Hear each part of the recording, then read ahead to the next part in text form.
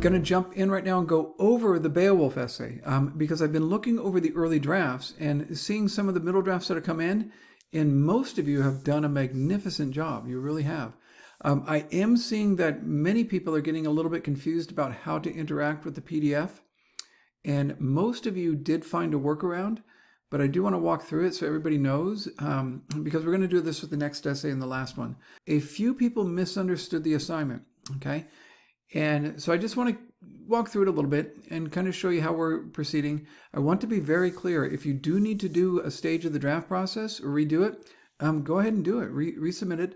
Don't worry about if it says late on the draft process. On the quizzes, on the discussions, and on the drafts, it is okay to be late. There are no penalties on the points. I do really want the essays in on time to keep you moving forward. If you don't get the Beowulf essay in, you're going to fall behind with the Shakespeare unit. So what I sense is as I go through this, you'll get a better idea of what's involved in the draft. If your draft's already been graded and you got full credit, please understand I grade on good faith effort. And so some of them, even though they have shortcomings here and there, I saw that you were putting in a good effort. You really were. So I gave you full credit on it. Let me shrink myself up. And first, let's go back to the assignment sheet, just so we understand the nature of this beast. And a little bit of Grendel humor there. Here's the assignment. The purpose of the assignment is to come up with an original thesis. You get down. And careful reading of Beowulf. And so we're going to come up with an original idea. That's the goal. The thing is to not write a report. In other words, just summarize what somebody else said. No, we got to get an original insight. Each body paragraph needs to work carefully with the lines from the text and provide an understanding and insight into the nature of the words and phrases. And one of the things you will learn very quickly in any literature class is the nature of close reading, paying very careful attention to what the words and phrases are going through before you develop your own understanding and your own insight. And that is based on the evidence, on the quotations. Kind of flip it over and go after the evidence first and try to erase any ideas you might have about what it's really doing and pay careful attention to the words and phrases. That's a close reading where you generate your original insights and it is focused in the focus of the early draft. Make sure you have an introduction and conclusion that provide an overview. That gets into what the final version is going to be. Let's not worry about that right now. I'm going to make another video on the formatting. Here, let's go into the topics so I can save some time. Compare and contrast two of the major battles Beowulf engages in. So that's the first topic, comparing and contrasting two battles. So you could do, for example, you could do Grendel and the dragon. You could do Grendel's mother and the dragon. You could do Grendel and Grendel's mother, okay? You could do whichever ones you want, just two. And how that would work is 2 paragraphs on Grendel and 2 paragraphs on the mother. And you could do them back and forth, Grendel, mother, or you can do them Grendel, Grendel, mother, mother. Up to you.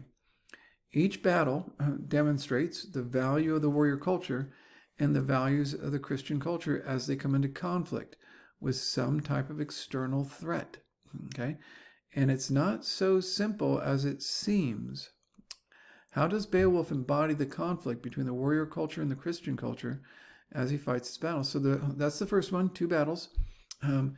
Then on whether or not Grendel is the most evil creature to walk the pages of English literature. This is a little bit difficult. And if you've been paying attention to Grendel and my talk on Grendel, you can see there's a lot of elements in him that makes him much more like a wild animal and brings up some questions about Beowulf. It's not entirely clear. Number 3, examine the nature of Christianity in the Anglo-Saxon Geat warrior culture. And so that one is more broad. It can involve sections of the book throughout. But I want to be very careful. You need to choose the parts of the book that you want to deal with, okay? I'm going to go ahead and write an essay on number 2, on Grendel. Okay, so I'm going to do that. Let me walk through that for a bit. And here this is. Let me go over to the readings. There it is.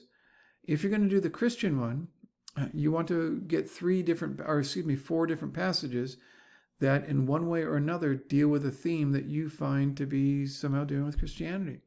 What I need to do first, okay, is find my quotations. And so this is the reading. I'm going to be going through and getting my quotations, okay? So I'm going to come back to this in a minute, but let me show you what I'm going to be going to in the early draft. Here's the early draft, okay? There it is. All of you guys have seen this. And now most of you got a little bit confused, but you got the job done. You really did, and I commend you on it. And the thing you need is this right here. Click. That makes all the difference in the world. And what that allows me to do is, and I'm going to click it right now. There it is. And that allows me a spot to type. That's where I'm going to be putting the first quotation of 3 to 6 lines. And then I'm going to copy and paste it and put it in there, or I can type it out. And then here, I'm going to describe those words in the quotation. That's where what the real goal is to walk your reader through the evidence. Allow him or her to see with your eyes what you're picking up. It allows them to see kind of what you're seeing. It doesn't give any insight yet as to why it's important, but they get to see what you see. And then here is the analysis, okay? Why is it important? Why do these lines actually matter? This is where I really, really want to hear your take, okay? Your take on these lines, okay? You've walked through them carefully. Now explain to me why you think these lines are important. And you're going to show me something original, okay? So let me go ahead and start putting this together. I'll stop the video for a bit, but what I'm going to do is first find 4 quotations, okay? So let me go back to my text, and I'm going to find 4 here. I'm going to copy them, and I'm going to paste them. And now let me show you the first thing I've really taken care of, because this has got to be the most important part of the early draft. And as a whole, the class did this incredibly well, okay? This was finding the quotations. And I found 4 that I think really address the issue of how evil he is. But I want to emphasize, I don't necessarily know how I'm going to interpret these. They might come out in a very different way than how I kind of think it is. This is not a big deal for the early draft, but I would strongly urge you to put down the line numbers. Notice this was around line 100, and this is where it's a little bit sketchy, but in the original copy, I don't have page numbers, and that's a problem when we get to the final version, and MLA requires page numbers. Just get the line number pretty dang close. This is around 815. This one's around line 152. That's fine. This is not MLA, but close enough to get us through it. This is from 275, and this one is 815. Okay, that's close enough. And so, but this is the big thing. I've got the quotations. Now I need to develop the interpretation. Okay, and the first thing I'm going to do is take this quotation right here and write a close discussion of it. And I'm going to go through line by line. Very important that you don't go into broad generalities on Beowulf, but you walk through the evidence, and then that will get you started on a good close reading. And so let me do that right now, and I'll be back in a moment. Okay, I've got the early draft together. It's not great, but it's okay. Let me show you what it is, where the most important aspect is that I got the quotations and I started the descriptions. Now, I've ended up with a position that's overall fairly sympathetic, sorta, to Grendel. But really what I've discovered as I've gone through this, and it's something you discover as you write about the quotations. You don't necessarily know what your insights are going to be. You might have some perspective on the poetry, but you don't really know until you slow down and read it. And what I've kind of figured out is that the narrator really keeps a distance from Grendel until Grendel's being torn apart by Beowulf, and immediately it's seen as being granted by God. So let me show you what I have here.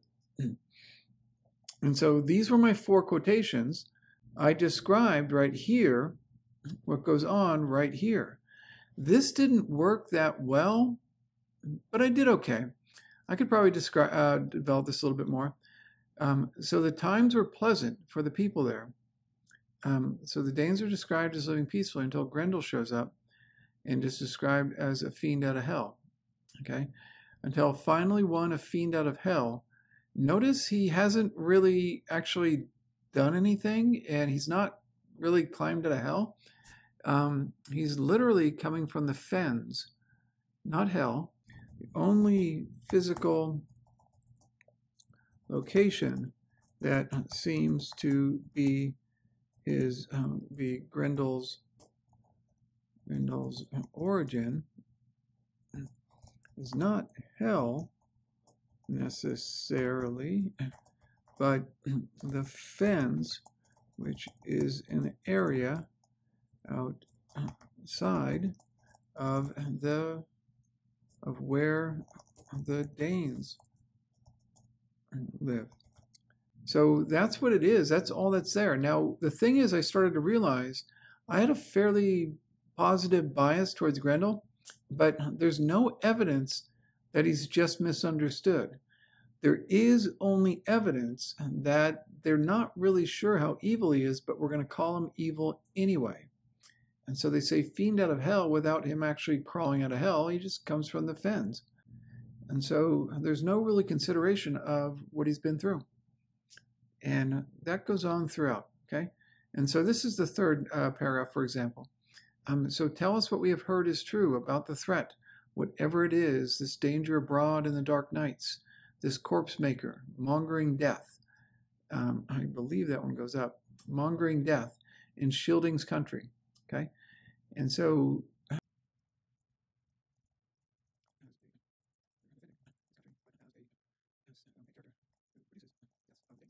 now this isn't great, but early drafts don't need to be. And I did go into the fact that no man, and this is where I started to realize there's nothing really there to defend Grendel, but there's not enough there of solid description to really attack him as much as the narrator does. The narrator obviously has a Danish perspective, but he doesn't really fully justify the demon from hell. Okay, now here is the middle draft. Instead, what you're going to need to do is submit it through a file upload. And that's right up here, or over here.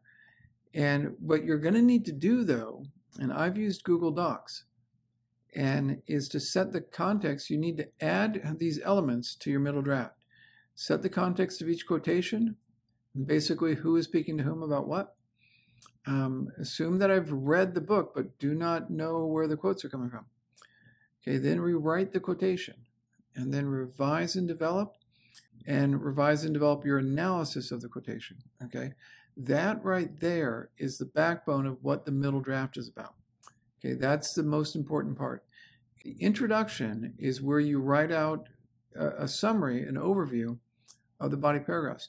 I do not want you to do this before you really get the body paragraphs in good shape, because it's a nightmare to write this unless you've got the body paragraphs in shape.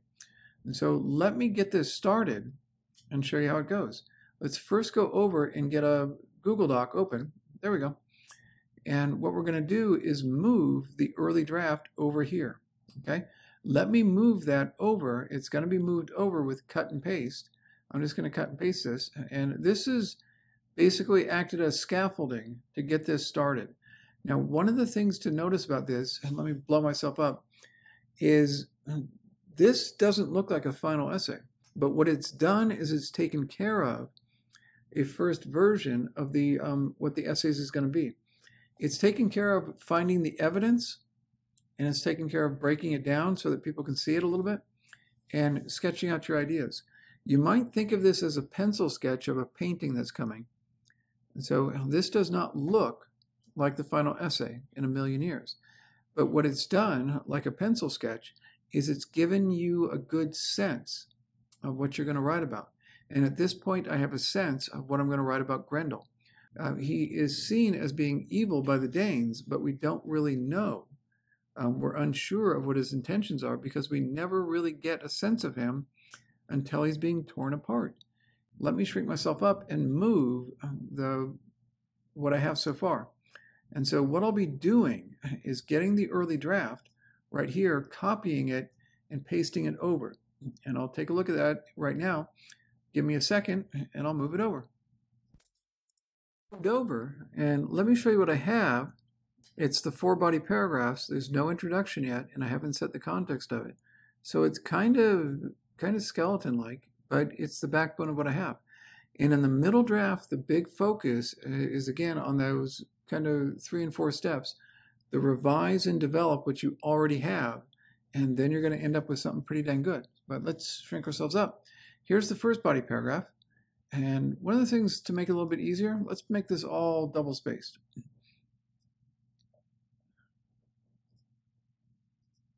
Okay, and I would put it in Times New Roman because we're going to be going there anyway, and 12 point. Okay, and notice it looks a lot more like an essay. Not quite, but getting there. And let's put that up there. And the Danes are described as living peacefully. The Danes, this is what I'm going to be doing, this kind of work. And I'll do this for a little bit in this first body paragraph, but I'm going to do it throughout. The Danes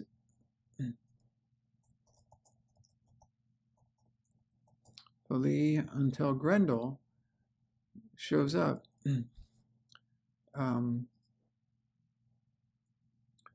Shows up as a fiend out of hell,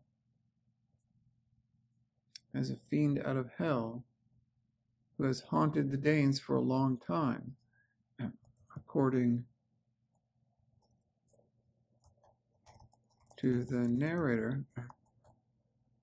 Okay, the narrator describes, I'm going to capitalize narrator, and I'm making all these changes, describes Grendel as evil, but there does not seem to be any connection between God and the Danes.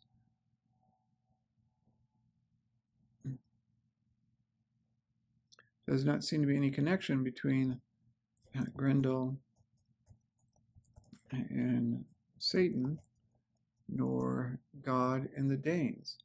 The only physical location that seems to be Grendel's is not hell necessarily. You can capitalize hell since it is a particular place, and necessarily, let's check that out. But the Fens, which is an area outside of where the Danes live.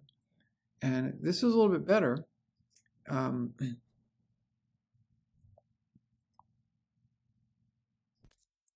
Described as he is described as working his evil from the Danish perspective.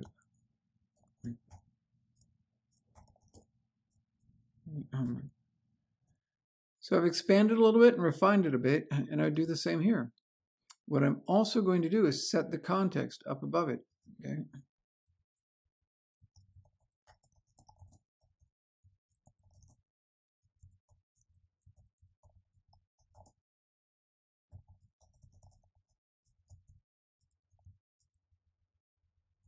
Describes the presence of Grendel from a Danish perspective by assuming that his motives and actions are both evil.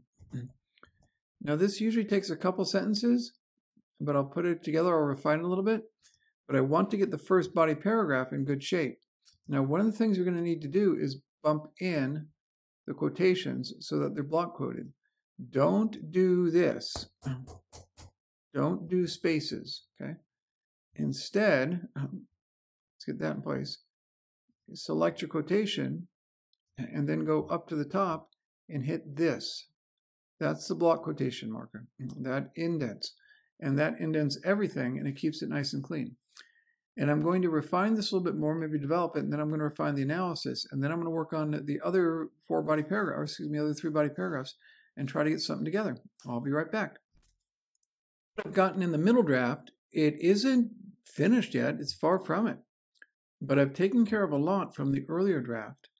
And now it's starting to look like an essay. It's still going to need an introduction and a conclusion and a works cited, and it's going to need to be refined a little bit more. But I've got a lot of the work done. So let's dive in. Let me show you it. Here's the first body paragraph where I've set up the context. This is new. This was not part of the early draft. This gets me closer to the final version. Doesn't take care of everything, but it takes care of a good deal. And then I have the quotation indented. And here's the description, and here's the analysis. Now you're going to need to put them all together in one body paragraph. Let's put that all together, okay? So this paragraph now has 4 items. It has the context set, it has the quotation, that's your evidence, and then it has the description and the analysis. Academic paragraphs need those 4 items, and all of them now have it. And here's the second body paragraph. Let's get rid of these extra spaces and indent. There, it's better. I've set the context. I have the quotation. There's the description, and here's the analysis. It's a little bit better than it was before. Both of these are just a little more developed than they were last time. It's now a full body paragraph because it has the context, the quotation, the description, and the analysis. Those are the 4 essential elements of any body paragraph. Here's the next one. Let's move this one up. This is the third one, and then we need a tab. And so I set the context, then I have my evidence, there's the line number, and here's the description. And notice again, it's pretty much very similar, but what I've done is I've always capitalized narrator, and I've developed these sentences just a bit to make them more specific. Okay? The narrator describes the rumors that have circulated among the nearby tribal groups to confirm whether there is a murderer or a corpse maker. Okay, now that is very similar to what it was in the early draft. Let's take a look at that. Oh, there it is. The narrator describes the use of rumor to confirm whether there is a murderer or corpse maker in Denmark or Shielding's country.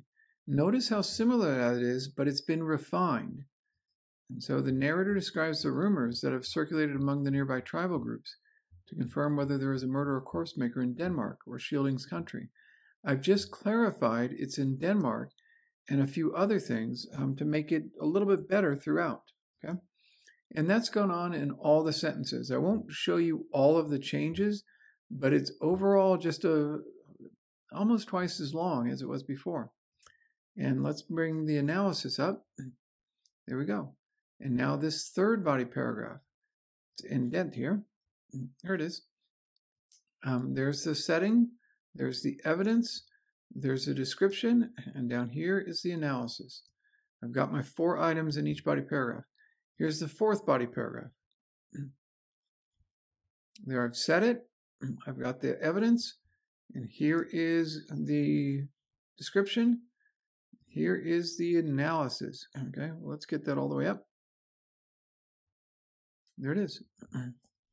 And again, it's not radically different from the early, but it is developed more. This is your final body paragraph. And notice this.